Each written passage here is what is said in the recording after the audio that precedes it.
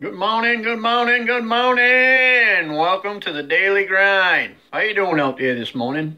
Doing good, I hope. Hope you're having a great morning. I hope you have a great day. I'm going to talk about one I talked about before, but we're going to get into it a little bit deeper.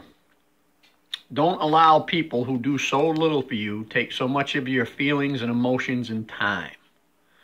Just what do I mean by that? Hey, you're driving to work, somebody cuts you off, they give you the finger, all that kind of stuff, road rage type stuff, and you let it bother you all day. You don't even know that person.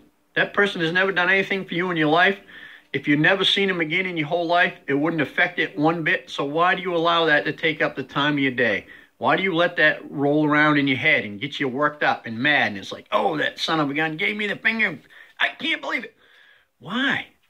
That person does nothing for you. Why give them any of your time? Why give them 1 second of your time? All the time you spend thinking about them and getting all worked up and giving them your emotions, control of your emotions and your feelings, it's time you'll never get back. It's time wasted. It's time that you can't enjoy life.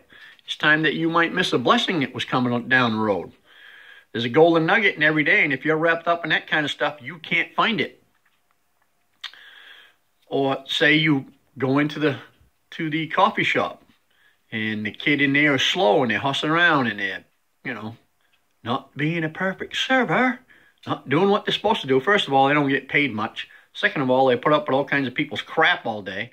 So you get up there and you don't know what they've had to deal with, and maybe they're not the politest to you, maybe they say something out of line, and you leave there and you're mad and you're infuriated. They didn't wait on me fast enough, and you're angry about it. You get to work and you tell everybody about it. Why? Why are you letting somebody that does so little for you take up so much of your time? Living in your head. Is it really worth it? Nope. That's time of your life that you're never getting back. See, once a second of your life is gone, that's a second of your life you can never get back. And the more time you give to people that do so little for you, that's less time that you have to enjoy life. So why do you give it to them?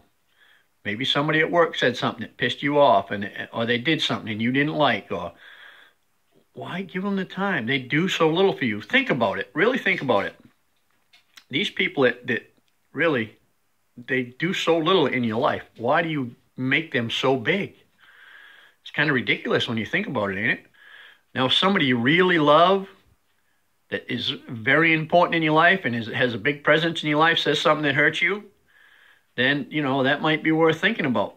But what I would do is I'd go talk to them and say, hey, what's going on? Why'd you say that? What did you mean by that? That really hurt my feelings. Maybe they didn't even understand it. Maybe they were just kidding around and you took it differently. Somebody like that, take the time and talk to them. That deserves your time, somebody that's important in your life. But these people that do so little for you, even if they're just acquaintances that you see once in a while, you call them friends, but they're not really friends because you only see them once in a while, and you never really hang out with them. You know them. So if they do or say something, why do you give them time? Why do you let it take space in your head and your heart? It's not worth it. The things that take space in your head and your heart should be happiness, joy, love, compassion, helpfulness, those kind of things. Things that bring you joy, things that make you happy. Let those take up the space in your mind and your heart. Not that other crap. Be in the world, not of the world. I say that all the time. Be in the world, not of the world. So when you're of the world, you're taking all that shit in and you're letting it bother the crap out of you. If you're just in the world, if you're just living in this world and you're being you and you're just being happy and joyful, that's the way you need to be. Go take a break. Go walk out in nature and just cool down and look at things out there. The trees aren't pissed off because the grass isn't waving right, or the brook is high because it rained. The trees don't get mad about that. They just keep being trees. The birds ain't pissed off in the springtime out here when the birds are coming back from down south.